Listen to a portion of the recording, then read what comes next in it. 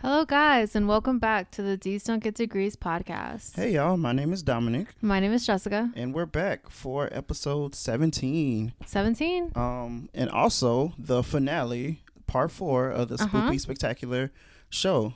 Right in time for Halloween. Right in time, yep.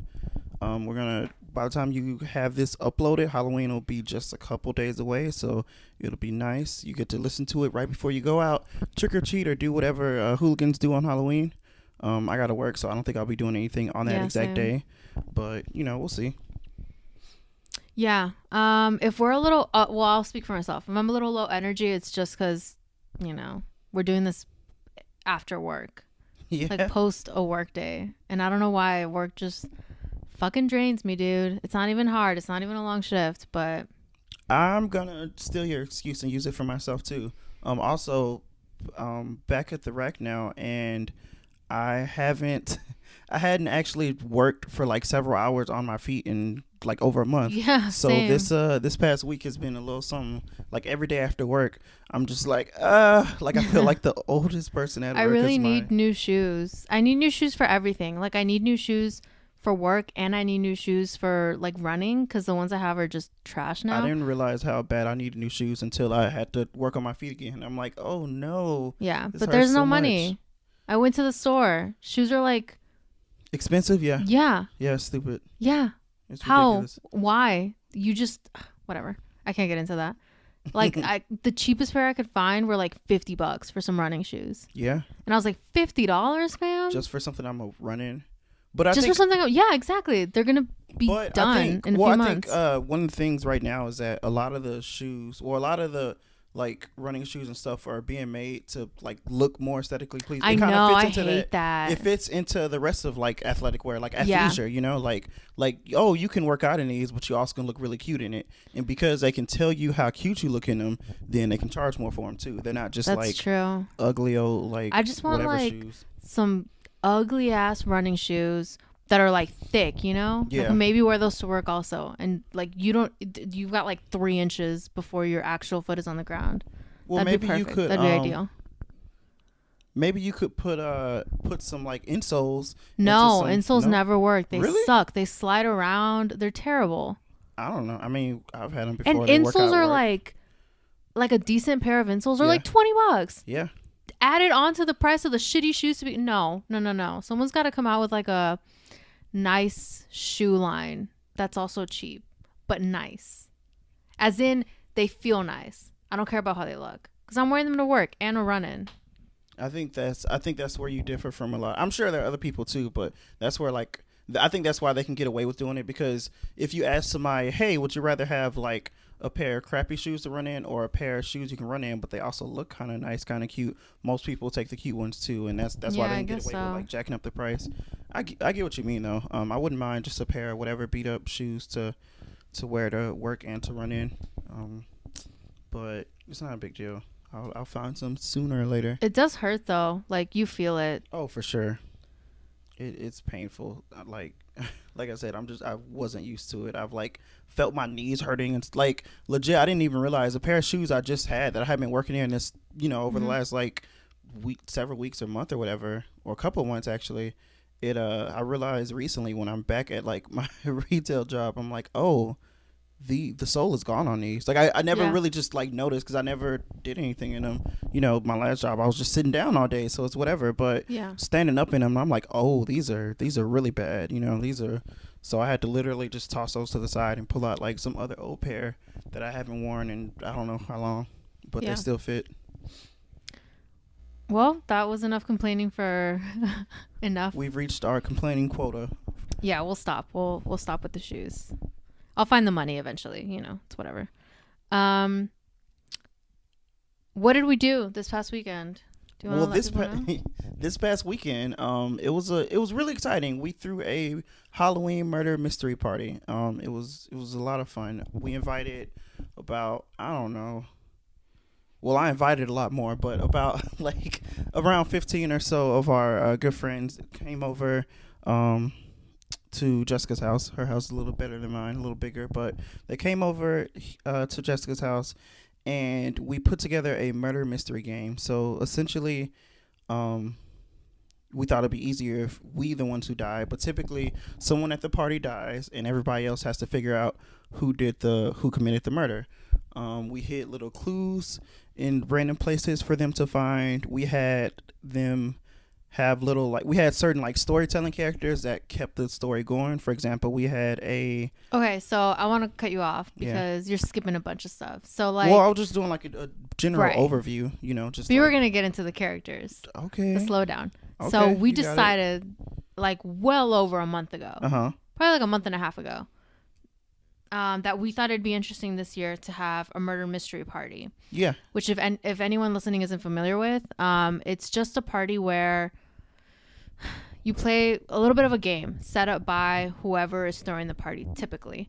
Someone there dies and it's up to everybody that showed up to put together clues and to figure out who the killer is, who the murderer is. And we decided this a month and a half ago and have been steadily planning its sense, I'd say. I like our planning phase because we definitely did, like, I would say we did a lot of the heavy lifting planning. We actually did a good amount of heavy lifting planning early on, and then later towards the actual party, right, which is filling in small details to see like what was going to happen here, and like making, like, once we had a better idea about who our cast of characters would be, who was actually showing up to the party, then we were able to fill in all the holes. And that's, to me, that was probably one of the bigger challenges of throwing this party compared to like because I've thrown a couple different parties before, even Halloween parties, but whatever, right? Like I've thrown parties before.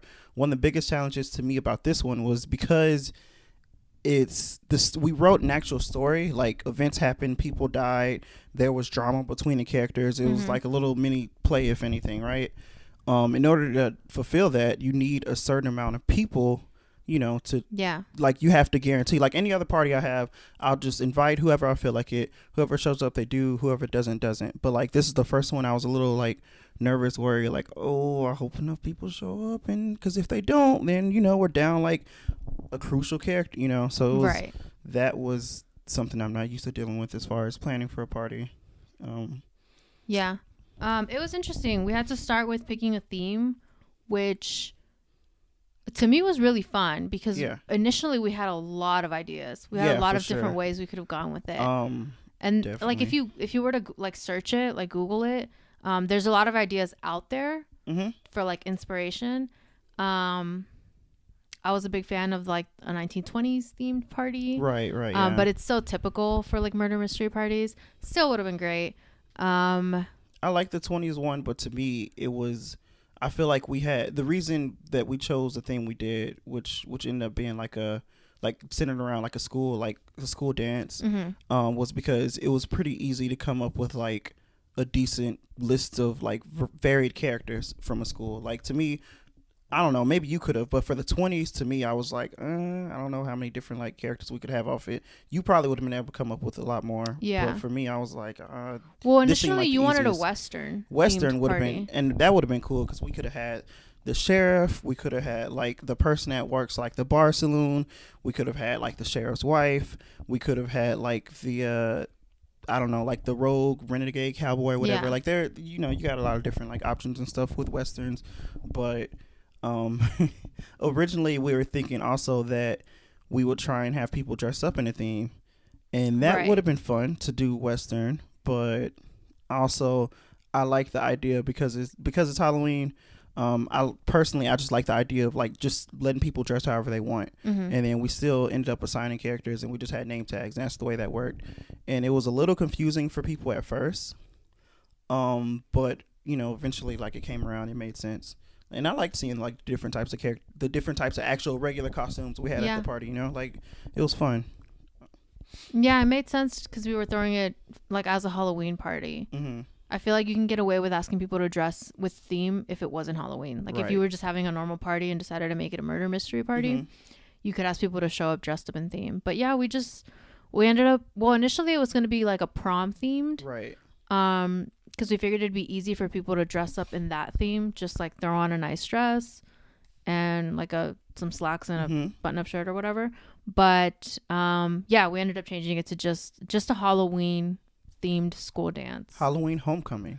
Just because I like that alliteration. I just like how it sounds. But yeah, it's essentially the same thing. But we were just like, you don't have to dress in prom. If you don't want to, go ahead. Yeah, just dress up as whatever you want. Yep.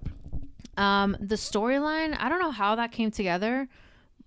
Because the characters were easy. I think the story kind of derived from the characters. Like, I think we were just thinking about different people who, like, go different types of students and different types of characters. Well, I think it started with, we knew that you were going to kill you off. Yeah. And then it became, okay, well, what kind of character do you want to be? Right. And once you picked, because, we could make it so that we knew who we wanted to be, and we gave ourselves those roles. And from there it was like, okay, well, who would kill you? Right. Yeah. So it was a little bit of like weaving and woven, like there were like a character would come together we really like, but then we would have to write in a little bit of story for him. Then a character, like I remember one of the ones I was most excited for early on. Remember our first real concept of a character, I think even before we decided I would die, and this followed from a couple different things. We knew almost whatever thing we want to do, we wanted. Remember our fortune teller character, or fortune teller, they ended up becoming a medium. Was such a, like, I really wanted a circus themed. Right. Like there's a ringmaster, and then there's like people showing up just to look at the circus, and there's like an animal trainer, and in that we were like, oh, a fortune teller that would work out really well. Yeah. And we ended up carrying over that fortune teller character to anything we would have going with, just because I think it's a really clever character. Like it's a perfect way for whoever dies, which I mean, in this case it was a host. We knew the story, we died, so it made sense for us to, like, technically we wouldn't be able to play a big part in the actual game, but since we were hosting, we still had to make sure things moved along. So the fortune teller / medium, whatever you want to call them, someone who could essentially talk to the dead, they were a good way for people to talk to us even though we were dead, and still kind of like help push the game along. Like I think that worked out really well, and yeah, I'm pretty sure we would have had that character no matter what theme we went with. It was just really. But that was one of the earliest character concepts, though, so I think that was cool. We stuck with that. We ended up going with this, and that developed very quickly. It was difficult because, and this idea, this like difficult part, carried on through the rest of the planning for the murder mystery, which was we very quickly off the bat had many characters who could have done it. It was. We found a way to string every single person to the death, like some connection between them, which I thought was important, because originally I thought like it would be more fun if everybody that I thought it would make a way for everybody there at the party to feel involved, or like majority of people, right? Like if there's a chance that anybody could have did it, then that forces you to, like, at the very least either defend yourself or like you're the one who, or like at least participate in the game. What we realized later on, being at the party, even though everybody could have technically been a suspect, once the game went along maybe halfway, it got narrowed down to only 3 or 4 suspects anyway. So I was thinking about it after the party, and maybe it will go smoother storytelling wise, and it'd be a little easier to plan if we legit only keep, like, if we this time we had, I think, a total of like somewhere between like 8 and 10 possible suspects. What if we literally narrow it down to like just 4 next time, and just like, Yeah, I think that was the plan originally. I think the issue was that because it was just the two of us planning it, and we thought about it so often. Like often there were like text messages like, "Oh, I thought about this for this character," and stuff like that. It's hard once you know the whole storyline to step outside of it and think of how like someone who's never seen it would interpret it. That's true. Because for us, we were involved. Like, we have to make sure that like it's not too obvious. So we were like, let's pull in this character and let's pull in this other character and let's give this guy a motive as well. I mean, it was still interesting to see that play out, because those few clues did influence some of the people at the party, and they were like, what does this clue mean? Like, this obviously has to mean something. And it was like, yeah, it does. So the one thing I'll say, and I'll just go ahead and say it, sorry friends who showed up, I'll put y'all out there, nobody figured it out. No one figured out the killer. And at first I felt kind of bad. I was like, dang, I really like messed this up. But when they told me the reason they didn't figure it out, I didn't feel as bad. So essentially we tried to put everybody with a motive, but at the end of the day, if you really look at it like heavy clues, because some clues and some suspects were a little heavier weighted than others, right? Right. It probably came down to about 3 or 4 anyway. Like legit like suspects, right? And they all could have done it, but the one that actually did it was the very obvious one, according to everybody. So the character we had do it was, I'll just give a little bit of backstory on it. I don't want to go in forever, but I was a teacher at a school, and there was a student who was the student council president, and she was just this really nerdy girl. She was best friends with valedictorian, and she was also obsessed with me. Like, that was her thing. Like, she was in love. She was obsessed.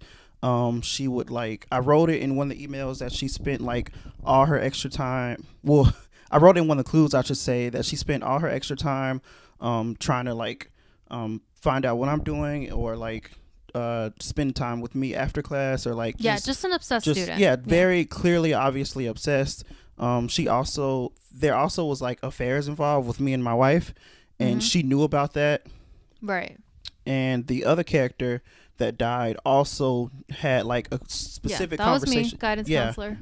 Jessica was the guidance counselor, and she had a very specific relationship with the killer, in that she confided to Jessica first that she was in love with me, right.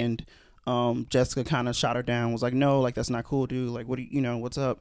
And then Jessica actually warned me about it, right? These were all like played out, not us acting in front of everybody, like, you know, as a real play, but just in little clues here and there. So the idea behind it was, if you find these, and I did it in the form of emails, like little hidden emails that people could find that will just date it weeks or months before the actual dance. If you found it, I thought it would give like a really good, like, whoa, this, like, put you on a path towards a certain suspect. And I thought I had enough.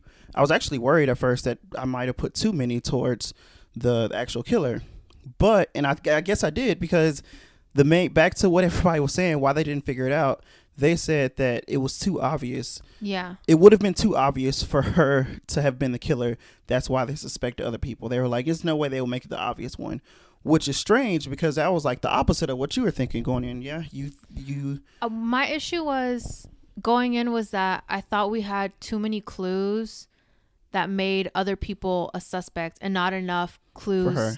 No, not for her. Not enough clues that would like clear them of the crime. Right. Okay, and we still could have did more clues that clear the crime. I agree, but I mean, I don't know. I know when I was actually there, because there was a little bit of acting here and there. There was probably 1 or 2 major scenes that we did kind of get to act out. Like, there was a moment where the killer won an award for best costume, and I was very like clearly biased towards her. Right. And I also made it very clear that there are other students and other people at the party that I didn't like very clear, you know, whatever. So I thought I made it pretty obvious, even there, like at the party, that like, hey, she's a suspect, because I was also worried that like people might not get it, but maybe there's a such thing as too. I don't know.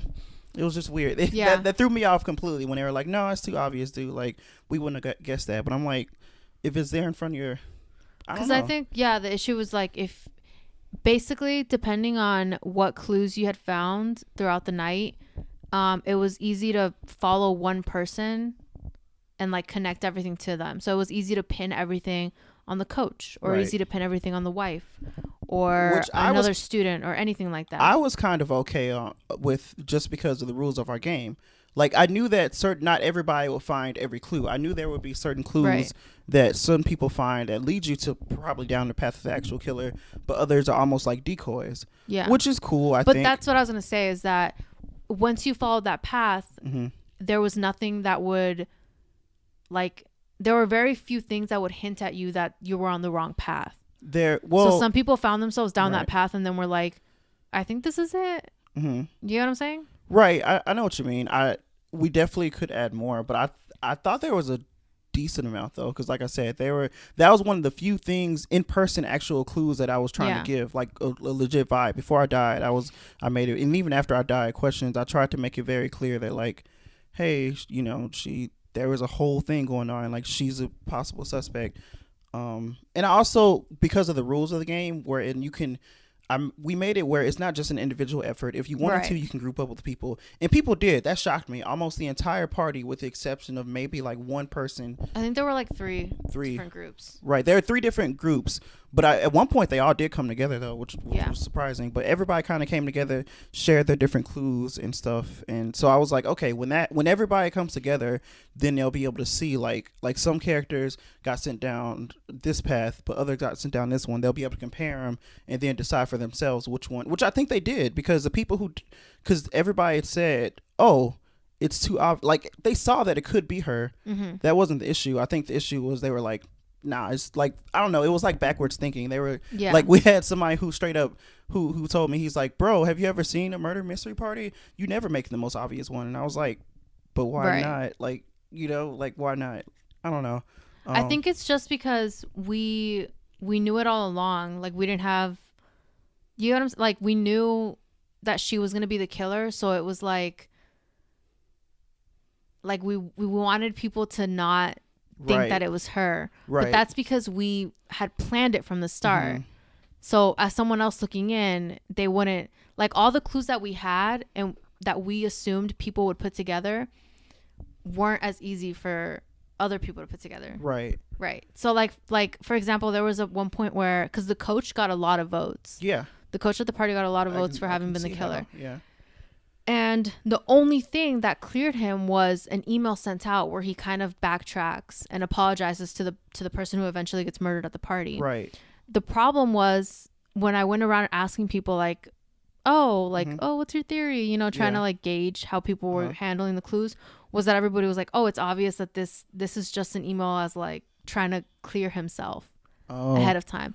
And I'm like, yeah, that's true. I can totally see that now. I can see like a killer being like, oh, I don't want there to be like proof that I was. Maybe we're on different pages then, because I thought about that, but I was okay with it. Like, yeah, I was okay with. But then that's the issue. Then what ends up clearing the coach? Well, by that standard, I don't think we had anything to clear almost anybody at that point. Yeah, like, that's what I'm saying. Yeah, it was just all accusatory different things. Yeah. But to me, I don't know. It made sense to me. Next time we can double down on clues, also clues to clear certain people up as well. Because then I was like, if I put myself in the shoes of the people at this party, would I be able to figure it out? And I don't know if I could have. I don't know that I would have got it right, but it definitely would have been top 2 or 3. Like, it was between. It definitely got narrowed down a decent amount, because there were some suspects we remember asking them, and they were like, "Oh, I mean, but why would they have like?" I think we did a good job, for example, having 2 different people who died, because everybody was linked towards me dying, right? But only like a hand, like 2 or 3 different people could have really killed you with a real reason. So I thought that alone cleared most of them, and between those 3 people left, like, it's just like a crapshoot. Like, either you get it right or you don't. Like, you pick. And I guess I was okay with that, because I think if we would have too much more, and it would have been almost too obvious. Right. But next time we'll do a better job of just balancing it out in general. I think it'll help for sure if, instead of trying to balance like 10 different characters, we still have a lot of characters, but we legit only put it to where maybe there's like 3 or 4 legit. That's how it started though. Suspects. Initially we were like, oh, we want obviously the killer to be a suspect. We want the wife and we want the secretary. Right. And then it got out of our hands. Well, and then we were like, no, that's too obvious. And we, felt the need to like connect multiple people. And then once we had connected people to you, it was like, oh, but it's going to be too obvious when they're not connected to the second death. So then we had to draw a connection to the second death. I think we were almost wrong about that, because we thought, put it this way, we thought it would be too obvious, but like apparently it wasn't. Like, I don't know. I'm trying to think about it, like racking my brain, like, okay, how did because it was. I also think gotta give shout out to our killer. I think she just did a really good job, because I think honestly, like, that's a big part of it. Like, if she had been kind of just a shy person, that was interesting too, because we let our killer know that they were the killer prior to the party. And I sent her a text message. I told her like, hey, so your job is A, to defend yourself if for some reason anybody like thinks it's you, which I think I heard her do at least a couple times. Like, and then B, I told her hey, like, send people, like, I basically sent her out as a distraction, like, hey, go ahead and you're playing the game too, even though you did it, but they don't know you did it, so you just like another person playing the game. Go ahead and like try and lead people down like the wrong path. Like, I thought about that too, if it would be beneficial to tell people that they aren't the killer, because I had a lot of people come up to me like, could I be it? Like, can yeah, can you be the killer without knowing that you're the killer? Remember we talked about that. I had no idea what to respond to them. Well, remember like, I like that idea. For this party, I like how we did it, because for this one, we wanted at the end of the day everybody to be a suspect, even though it got narrowed down. If we're talking next year where like, oh, well, there's probably only a handful of real suspects, then yeah, we can tell them, you aren't the killer, by the way. You aren't the killer. You aren't the killer. So you need to figure out who is, right? Yeah. But I like the idea that like someone could possibly suspect themselves, because what, you know, if they, I mean, you never know. Yeah. The only issue with that was, like, we had one person suspect himself of being the killer, and he had a lot of clues that made him the killer, that were like clues that it was like, yeah, dude, it's you. But he wasn't sure. Like, he wasn't sure what to do with those clues. And so I thought like, oh, what if he knew he was the killer and he used those clues to like pin someone else? Well, that's essentially what our killer did do, though. Our killer but found I'm saying, other like, people's clues and like pinned if other non-killers knew that they weren't the killers, would they have all been doing the same thing? Would they have all been taking the clues and been like, oh, like, clearly this is somebody else? Like, would there have been more accusations thrown around had people known that they weren't the killer? Maybe. I don't know. To me that essentially, like, that almost would have defeated the purpose of having like so many different kind of characters, because it's like, or not different types of characters, people we knew we for sure wanted suspects, right? Because there were characters who were just there, and then there were like legit suspects, and we agreed going in that we wanted all the suspects to be possible suspects, right? And it's like, if we would have been straight up like, but you're not the killer though, they would have told everybody else, hey, I'm not the killer. But that's what I'm saying. Right? Do you think they would have told other people, hey, I'm not the killer? Yeah, they would have. And I guess that's a fun game of like, oh, do you believe them or not? Sure. Yeah. But they were showing each other like the story cards and stuff. Right. Anyway, but that's so because we didn't write it on our killer's card. You're the killer. Right. I see what you're saying, but I think I think more people would have believed it than not. And it would have ended up getting narrowed down either way, right? Which isn't a bad thing, but I basically I kind of like how it turned out this time. Honestly, right. I'm okay with that. I'm very okay with, like, I didn't know that somebody suspected himself. I think that's cool. That was I was hoping at least one person would, because I figured I like that he could have done a really good job at like pinning clues on other people had he never suspected himself as being the killer. But he's the reason I don't feel as bad about it is because at the end of the day, technically, everyone did have, with the exception of I think one clue, like one person found one or two clues and hit him to himself. Right. But we did make every clue like, hey, you can share this if you want, and everybody did. Everybody shared clues with each, like, people were reading them out loud, like, legit. So the fact that he had access to other clues that led him down other paths anyway, he just chose to stay on his own, is why I'm like, I don't feel as bad, because you had choices, you know what I mean? Like, and he kind of made those choices. It'll be one thing if everybody found their own clues and kept them to themselves, and it was like, well, this is the only thing I have to go by. But like, technically he had access to, and everybody had access to like everybody else's clues, essentially. Like I said, with the exception of one person, and not even a killer, just a random person in the game who was like, no, I'm not sharing mine. And they just kept it to themselves. Which I'm like, well, I mean, that's part of because it was also like kind of a competition too. Yeah. Because I just wonder if it would have played out more like a game of werewolf, where as opposed to like everyone gathering to try and figure it out, it was more of like, well, I know I'm not it, so someone here is lying. Right. It probably could have, for sure. It's something we can keep in mind for next year, definitely. And I think we will. Keep in mind for next year, like letting at least a couple characters know, hey, you're not the killer. Right. But like I said, I like how it turned out this time, though. It was yeah, funny. It was interesting. I think it was I'm pretty sure it was everybody's first time at a murder mystery party. And that was another like big almost obstacle I think we had to, because not only was our first time throwing it, nobody else at the party who we invited had ever been to a murder mystery or like participated in one, because it's not like super easy to do, you know, like it's there's a lot of like planning and stuff that goes into it to do it, like that balance of, like we said, not making it too obvious but not making it where like who could figure this out, and also I think not making it too cheesy, but also like it's gonna be a little cheesy anyway. Like there are definitely parts where we could, like, for example, we couldn't show us getting stabbed or shot or whatever without making it super obvious. So we just like use your imagination. So like I was standing around drinking as if it was a normal party. Then at some point when everybody was kind of turned face in a different way, I just kind of like passed out and died from poisoning, you know. And that was so there are certain parts that are going to be cheesy and kind of corny, but you just got to roll with it. Everybody just got to like not take it too serious, have fun, roll with it. But no, I had a lot of fun though, and it was super, it was fun. It was a good like change of events for Halloween. For sure. Yeah, I wouldn't have thought I think we've talked about it for like a long time about possibly throwing one. So it's cool to actually like just do it. So that was a good time. Any other final thoughts on it? You wrap up on it? No, I don't think so. I think it was fun.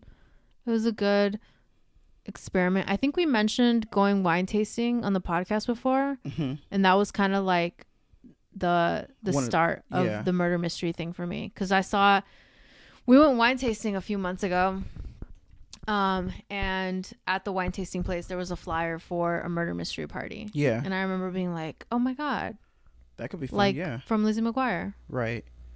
Yeah. That's it for me too, though, as far as the party goes. It was a lot of fun. I'm glad that we had enough people to fill out, because I was legitimately nervous about that, because like the day before, day of, like I had just people dropping like flyers, like, you know, like as far as like well, the people that we originally cast all showed up though. Right. Well, I just meant as far as the full party itself, like as far as the full party, because I think that would have been another thing that would have kind of changed the game a little bit because I legit invited, I'm not going to put the actual number out there, but I invited like almost I'll just say a good amount more people than that showed, right? And if like a good amount more would have came and been able to play, I think that kind of would have changed the dynamic a little bit. Maybe. But it's like not a big deal though. That's something I'll just consider for next year though, is like the actual number and like, you know, how to do it. I don't think it'll be as hard if we stick down the path of like, okay, we'll have a good amount of characters, but we'll only have a few certain suspects, then I think it'll be fine. I mean, that's what we did this year. Well, we had, I think, even less suspects. I think like even like, for example, if we had this year, we had like a total of like 12 or 13 characters, and only like 8 of them were suspects. But 4 of them kind of got narrowed down by the end of the game. I think almost we start with like legit only, like we still can have 8 to 12 characters, but only have 4 suspects from the jump maybe, and then just do, and that way we can balance them out a little better. We want everyone to feel like they have a role. Right, that's true, and that'd be the challenge of that, is like giving somebody something to do, but still making it without having any clues related to them. Right. Which I think we still can. I think we still can give people things to do, and like we just have to get more creative with like, I think the storytelling characters, like characters similar to the fortune teller, or we also had a photographer there who had an assignment of, hey, you need to go around taking pictures of certain people in certain groups, just to convey, like, it's supposed to give the feeling of, if this is a real dance, the certain cliques will get together and take pictures, and you'll be able to see who was friends with each other or whatever. We made that a thing. But certain more storytelling characters like that weren't necessarily suspects, but they still had something to do. I think if we go with a few more of those and a few less straight up suspects, it'll go a little smoother next time. Okay. If there is a next time. Yeah, for sure. Right. No guarantee, but we give it I don't know. It just depends. You never know where we'll be in a year or what's happening. But if given the opportunity, I'd do it again. I would. Yeah, it was fun. It was a good like experiment into like a different kind of party. For sure. The rest of the party was cool too. If anybody like that, the murder mystery went on for about 2 hours. Then after that, we played like beer pong, just different drinking games. We were just kind of around, just hanging out as people, just drinking, having fun, admiring each other's costumes, and eating candy and all kinds of sugary stuff. So that was cool. Speaking of candy, though, the best part of Halloween, essentially, we're gonna spend the rest of this episode talking about candy. Yeah, just real quick. We just wanted to just a real quick rundown. I looked up the best-selling candies in the United States, right, specifically. Okay, so I think we looked it up and we kind of gave it like a little rating. Your rating system is a little different than mine. I'm gonna the way I'm gonna do it is we're gonna just say the candy and I'll just tell you kind of what I think about each individual one. I'll give it a rating and I'll just like talk about it a little bit. Okay. So, the first one I got is just M&Ms. It wasn't too specific. It just said M&Ms in general. So with that, I'm gonna just assume they mean base regular M&Ms, just regular chocolate, no peanuts or anything. Yep. I have a couple different tiers. I have S tier, which is like godlike candy, nothing you can whatever. A tier, which is still really good. I always eat it. B tier, which is like okay, I'll eat it, but it's not my favorite. C tier is like I'll eat it only because it's here. And then F tier is like I won't eat it, I won't touch it, and I love candy. So for me, M&Ms fall in B tier. It's a really good, solid, stable candy. I like if I was to go buy candy, I will buy candy packs of M&Ms. Like it's pretty good. I like it. I like peanut M&Ms better. I will give peanut M&Ms a B plus, but just regular base, I got a B. Okay. Just go through yours because I don't have mine in tiers. Okay. For the next one I got is Reese's. Reese's just regular peanut butter cups. Not the Reese's Pieces, which I'm not a big fan of, or not Reese's like shaped Reese's like weird. Yeah, cups. Just regular Reese's peanut butter cups. I got again in the B tier.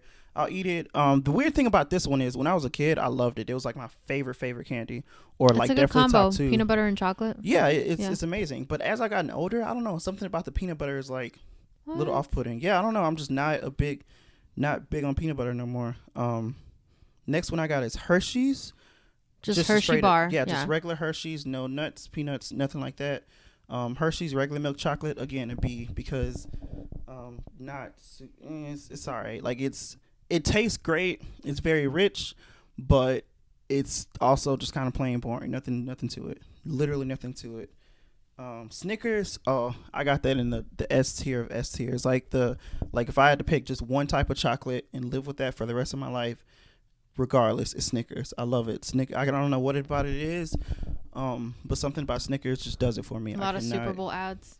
Maybe, but also just I don't know. It just does it for me. Not just the marketing, but just literally like the candy and how it tastes, and I'm just here for it. Kit Kat, another S tier, and that's a S tier that used to be like when I was a kid. Kit Kat was like a B for me. Like I did not like it, but I barely ever ate it. Like I wouldn't go out of my way at all to try and like buy or attain Kit Kats. I wouldn't like trade my friends to try and get Kit. Like I was just like, Kit Kat's all right. But for some reason, in the last year or so, I'm super here for Kit Kats. I love them. Okay. Love them. Twix, I got an A. This is another one that used to be my favorite when I was a child, but it's kind of dropped a little bit. Not as much as Reese's, but because it's just better still. But I mean, I don't know, something about like I don't know, it's almost too crunchy in a way. It's not as soft. It's I don't know how to explain it, but Twix for me is an A, not an S. The next is the only F tier candy I have on this whole list, and it's Twizzlers. I will not eat Twizzlers. I won't eat any. You know, licorice. There's some people who like their childhood traditions have been to use them as straws. I've heard about that. That's and I'm disgusting. Like, I just don't. I don't know why that's so gross to me. Like, okay, I guess. I don't like I don't like Twizzlers at all. I don't like licorice. I'm just like not a fan. I'm like, nah, keep it. Like, yeah, that's one of the only. There's a couple other candies that aren't on this list. Honorable mentions that I won't eat. For example, Nerds. Don't like Nerds. Won't touch. I love Nerds. Keep them. Also, that goes for Nerds Rope, which a lot of people like. Like yeah, that's great. And the only thing I probably just won't eat is dark chocolate. And because any kind of dark chocolate, don't like it. Not a fan. It's like too rich. It's not sweet. It's just kind of like, yeah, same. Or anything with mint. Yeah, if I can, I avoid mints also. Unless like if we're talking just straight up mints, okay. But like mint chocolate, mint chocolate, yeah, mint chocolate's awful. Yeah, get out of here with that. We agree with that. Yeah. But keeping on with the list, we got Skittles, which is an A for me. Unless you're talking sour Skittles, then it's an S. But just regular Skittles, it's an A. Go to probably definitely my favorite fruity candy there is. It's great. It's just classic. What else can you say? There was a candy on here called the Dove Bar, which when we looked it up, it's the actual Dove ice cream bar. Yeah, there's a chocolate ice cream bar with vanilla whatever in it. I don't care that much about ice cream and even less about ice cream bars, so I just kind of I'm just gonna leave that one alone. I'm not gonna comment on whether it's good or bad because I haven't really had it, but I'm gonna just leave that one alone. Next, I got Three Musketeers, which it's a C. Again, I'll eat it if it's there, but I'm not gonna buy it. I'm not gonna look for it. If there's a multi-pack with Three Musketeers in it, I'm gonna eat everything else first, and then Three Musketeers. I can agree with that. There's Starburst, which is an A, solid A. Love them, and I'm starting to like them more and more as I get older. Like something, I don't know. I love Starburst, and then also another cool honorable mention. A lot of people I feel like don't know about this, but there's like, how do I explain it? There's other little types of Starburst candy that are even better than regular. Talking about the Starburst. Jelly beans? There's a jelly beans, but there's another one I was talking about. There's Starburst jelly beans, which to me, I make it almost a tradition. Anytime they sell them in a store, which is big time around spring and Easter and stuff, I go hard on Starburst jelly beans. So that's an S for me, but like that's not on the list, so we'll leave it in as an A. And then there's also Starburst minis. Have you had them? They, instead of the normal size squares, they're very, very small little like squares that are one color, and they come with a bunch of them in like a big bag. Yeah, I know. Those taste even better than regular Starburst. It's insane. But again, like I don't know if they're seasonal, but they're not always like out and around. So whatever. But yeah, Starburst A. Milky Ways, same category as Three Musketeers. It's a C. I think I like Milky Way a little better than Three Musketeers. Like Milky Way is like a C plus, and Three Musketeers like a C minus. But either way, I'm not looking for it. And I mean, if you want to be a cool person and buy me candy, you can do a little better if I'm being honest. And lastly, Butterfinger, also a C. Not a fan. I used to like Butterfinger a lot when I was a kid, but again, I guess things have changed. My taste buds have matured. I'm a real candy connoisseur now, and Butterfinger is not making a cut. Not even my variety packs. Oh yeah, they're rarely in variety packs. I don't know. They're number 13 on this list, but I have a really hard time believing that. Maybe they just mean like because to me they feel like a vending machine candy, so you might sell a lot of them anyway. Maybe that's how. So my list is a little different because I basically have I can break this list down into 3 categories, and they're pretty much grouped by what they are. So like I'm a big fan of just chocolate, like milk chocolate straight up. I don't need it with anything. Like that's why my Hershey's bar, the Hershey bar number 3 would be a top, like up there for me. Okay. Like one of the favorites. Such a classic. I don't think they make them anymore, where they used to wrap them in foil and then put like the sleeve on. Oh, I know what you're talking about. Now it's just wrapped in plastic, like the plastic wrap. Yeah. Sucks because it used to feel so like special, nice, like ooh, there could be a golden ticket in here, but there's not anymore. And then for me, my second, like under chocolate. So what I would put up in the top category would be Hershey's bar, M&Ms. Love M&Ms. Twix would go up there. There's not that much chocolate in them. I feel like it's really caramel heavy, but I like them. I don't know. Twix. It's probably my favorite like caramel candy. Yeah, weirdly. I'm not a huge fan. Snickers has caramel in it, but you don't. It's not as prominent as in Twix. Yeah, I got you. Reese's for sure would be up there. Kit Kat, and that's about it. And then the next category for me would be like fruity candy, which I don't reach for. I'm not a fruity candy person. If it doesn't have chocolate, I usually don't like. Out of this list, it would be Skittles, it would be Starburst, and Twizzlers, I guess, because they're not chocolate, but I don't think they'd be fruity. Man, I don't even know what taste they pass off as Twizzlers. Just pretend Twizzlers isn't on this list. It's trash. But I kind of like, I would reach for them as equally as I would for Starburst or Skittles. That is so disrespectful. Because but it's okay. It just tastes like sugar to me. There's a very distinct Twizzlers. They try too hard to make it cherry. Mm-hmm. Skittles and Starburst, they also have distinct flavors between the different colors. But they're not as like Twizzlers tries very, like this is cherry and it's like, or strawberry or whatever, whatever. Yeah, that's how I feel about Skittles and Starburst, where it's like this is just sugar and then whatever like drops of artificial sweetener or like artificial flavoring that's supposed to be like orange or lemon or. There's definitely some difference.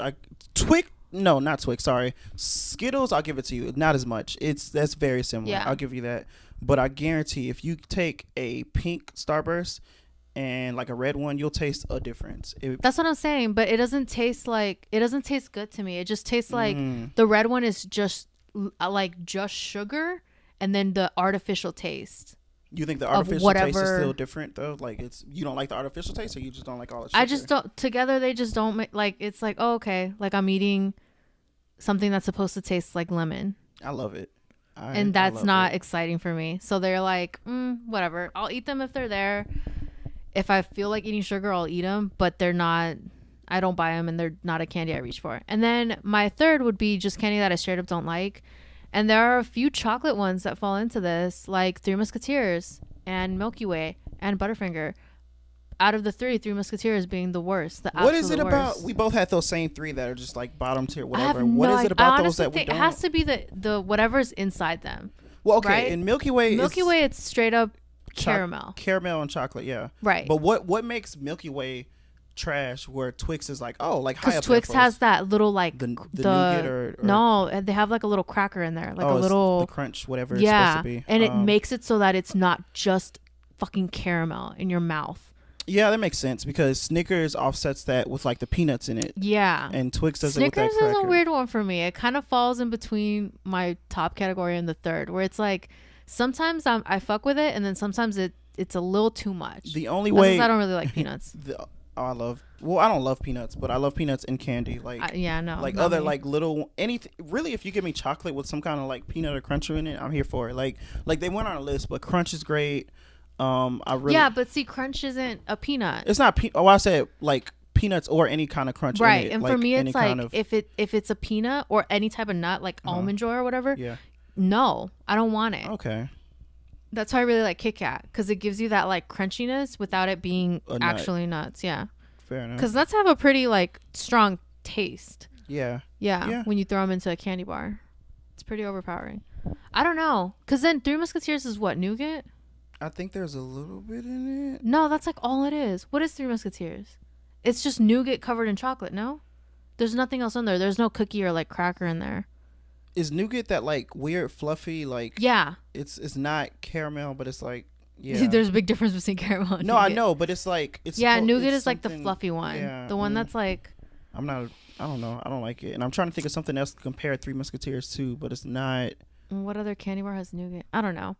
And Butterfinger, I can't get over the actual feeling of it. Butterfinger is the only candy I have that I can say this is too crunchy. Like it's like it's hard. It's tough on your teeth. Yeah, and then that's the thing. It crunches really hard. Then it literally gets stuck to your teeth. Like in the worst way. It's like this isn't fun. This hurts. Dove Bar. I mean, I'll give it a shot because I don't think I've ever tried them. I feel like I've tried the candy maybe once or twice, and it's just chocolate. It's good. Yeah, it was all right. Like it's not anything amazing, but for the purposes of this list, I'd rather just get Hershey's if I was going for just chocolate. Yeah. You know, like there's nothing. Well, this is the ice cream one, so I want to try it. Oh no, you can keep it's up here for a reason. Yeah. Keep the ice cream. Yeah, that's me. I fuck heavy with just straight up chocolate. Not so much with the like, what would you call them? Like fruity. Yeah, fruity. Starburst and Skittles are fruity. Snacks. Yeah, the fruity snacks. Not really my thing. And then I have a few that I don't like, which Three Musketeers is definitely up there. Milky Way's up there. Butterfinger, up there. Can you think of any other ones that aren't on this list that you just will not like? I don't like. What's that one that's like? Oh my god, it's like silver with red lettering. Baby Ruth. Oh, Babe Ruth or baby. Yeah. Baby Ruth. Because that's the same category to me as like Milky Way and Three Musketeers. Yeah, that's what I'm saying. I think I'll eat it still. I'll eat all these still. Yeah. No, like you're describing these as your F. Like basically these are your Twizzlers equivalent. Whereas like I won't touch the Twizzlers. Yeah. I'll still eat these just because I'm kind of a candy like whatever. Like I'll just eat whatever kind of candy. There's very few that I won't touch. I think I like Baby Ruth a little bit better than too many nuts. I think I like it a little bit better than Milky Way and Three Musketeers, but it's not something I'm gonna like look for. But I like it a little better. I might put that I had to try it again, but right now I'm kind of leaning towards like a B- for that actually. Like it's not the worst. I like Kit Kat has like a big bar, candy bar. That one's dope. Like the one that's just a single, like a just giant, one single block. They fucking nailed it with that one. I didn't even know that was a thing until I started working at Nordstrom, and they had it in the vending machine, like in the break room. Yeah, and I was like, same. what? And I thought, there's no way this can be good, because I like the ratio of the little ones, like the standard like 4 lines. And then I bought one and I was like, damn, Kit Kat fucking nailed it, fam. This is great. I like them, but I still kind of like the 4 ones better than that one. Yeah, I don't know why. It makes it feel like I'm eating more, but they're the same, right? Like as far as grams. Kit Kat also has, I don't know if you tried the white chocolate ones. I love them. White chocolate ones are great. Yeah, the white chocolate ones. They even really have good. well, I guess the orange ones are just white chocolate dyed. Yeah, I've tried it, but yeah, the orange ones are good. I will say this though, and this kind of goes for all white chocolate. I'll get tired of white chocolate a little faster than I get tired of regular chocolate. Like, so I think it's a little sweeter. Yeah, something about it like hits you a little harder. Yeah.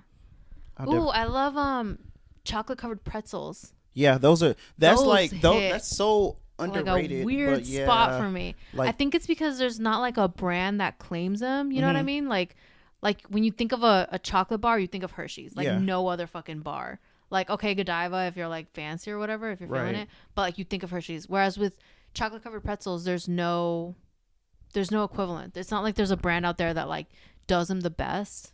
Not that I know of. Yeah. But no, chocolate covered pretzels are great. I love the sweet and salty like combination. Like, I feel like that's the best sweet and salty together you'll get, period. Like it just works.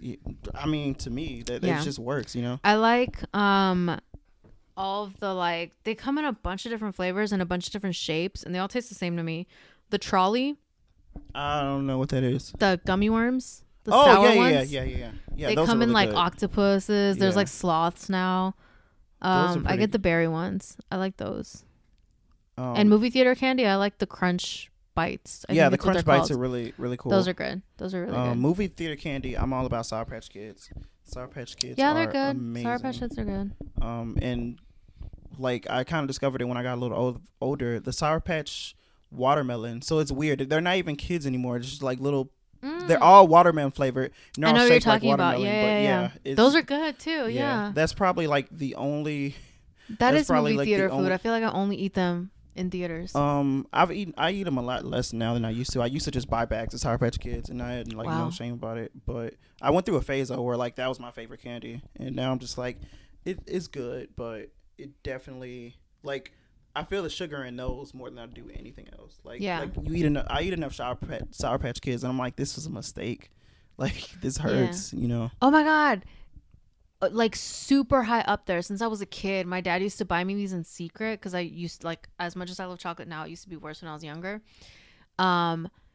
He used to buy them for me, and he'd like let me keep them in my room so that my mom wouldn't know how quickly I was going through them. What? They were Hershey's Kisses. The Hugs is what they call them now, but I don't think they were called that back then. What is the difference between the Hugs so it's like the outer, so it's like there's a little Hershey's Kiss, and then inside of it is milk chocolate, and then the outside is like a swirl of milk chocolate and white chocolate. I know what you're saying. You know what they look like? Yeah. They used to not have a name. It was just like milk, like whatever, whatever they put on the bag, and now they brand them as Hershey's Hugs. Because it looks like they're hugging. So my mom buys those sometimes. Now that you mention it, but she does them only, I think, Christmas time coming up. She does them. She does them, and she like bakes cookies and puts them inside of it. Like sometimes she'll do regular Hershey's Kisses. Sometimes she'll do the Hugs. But though, like to me, I guess Hershey Kisses in general. That's also great marketing because when I think of Hershey's Kisses, I immediately think of Christmas. Those like. You know the commercials where they're little bells? Yeah. For sure. And or Coca-Cola makes me think of Christmas too. But yeah, that's the only real way I like, I guess. I'm not going to dislike Hershey Kisses. They're cool. And I'll probably eat Hershey Kisses before I go for just a straight up Hershey's bar. But at the same time, I just associate them with cookies and just my mom, like, you know, making them with the cookies. So that's where that is. I remember I do kind of like the idea of like a gift. I think I bought it once or twice. It was actually pretty funny for like different people. They make like giant Hershey Kiss, like like I don't think it might be a pound or like a little under a pound or something, but they're really big. You can get them on Amazon. Those are cool. Recently, well, I don't know how long ago, but recently I started eating them. Like at the gym, they have them near the reception desk. What, like Hershey's Kisses? No, they have Tootsie Rolls, but they have the chocolate ones, and then they have ones that aren't Tootsie Roll brand, but they look similar. You're they're talking purple. About the purple ones? I love those. I don't know what they are. They have like they're a different name. I used to have like wrappers on wrappers of those purple Tootsie Roll packets in my car because I go through them quick. Like, and the people at the reception desk look at me weird, but I'm like, whatever. And I grab like a couple handfuls and just stuff in my pocket because I something about them is just very like they just taste really good. Disrespectful. I just grab one. I grab one. The sign doesn't say take one. It's just like, oh, enjoy. And it's implied. Like, okay, whatever. If they want, they could have said something. No, they always run out of the purple ones first. I've noticed there will be a period of time where like both buckets will be full of the like Tootsie Rolls. And I'm like, they ran out of the purple ones. And I'll grab one of them and be like, okay. And then eventually they'll like fill it back up with purple. But yeah, that's that for this week's show episode. Yep. I hope y'all enjoyed the Spoopy Spectacular show, the little mini series. We thought it would be a fun thing to do for like, October and Halloween. We thought it'd just give you an extra incentive to kind of keep up with the episodes. And I think they worked out pretty well. You can follow us on social media on Instagram and Twitter at DS Degrees, and listen to our show on Spotify, YouTube, and iTunes. Just search D's Don't Get Degrees. Mm-hmm. But this has been Dominic. This has been Jessica. And we are out for this week. See y'all later. Bye. Bye.